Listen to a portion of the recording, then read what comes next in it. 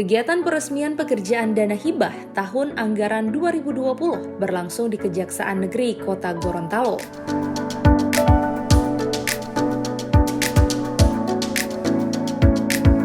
Pekerjaan yang diresmikan ini merupakan gambaran hasil kerja yang baik antara pemerintah Kota Gorontalo dengan Kejaksaan Negeri Kota Gorontalo selama pelaksanaan anggaran pendapatan dan belanja daerah tahun 2020 dengan jumlah pekerjaan yang dilaksanakan sebanyak 4 paket dengan total anggaran Rp571.539 juta.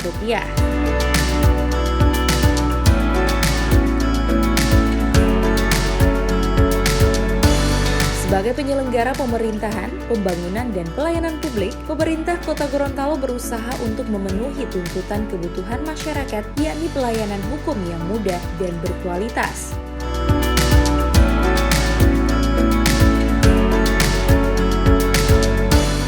Melalui momentum kegiatan ini dapat meningkatkan semangat baru untuk senantiasa memberikan pelayanan terhadap masyarakat di Kota Gorontalo pada khususnya, sekaligus melakukan sinergi dengan Forum Koordinasi Pimpinan Daerah.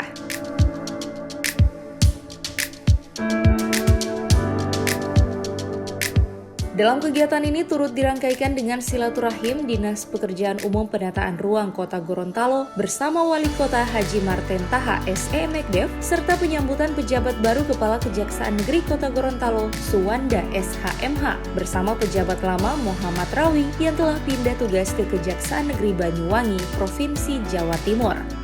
Jumlahnya agak sedikit, 500 juta lebih. Alhamdulillah, dengan adanya program pekerjaan dari Dinas PU Kota Gorontalo dapat diselesaikan pada saat kita menyambut kedatangan kejadian baru dan pada saat kita melepas kejadian yang lama. Pak Rawi ini hanya 6 bulan di Kota Gorontalo. Begitu cepat memang.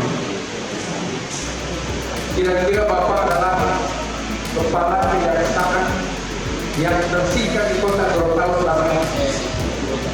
Setidaknya pada periode kami, kalau sama periode saya ini sudah 4.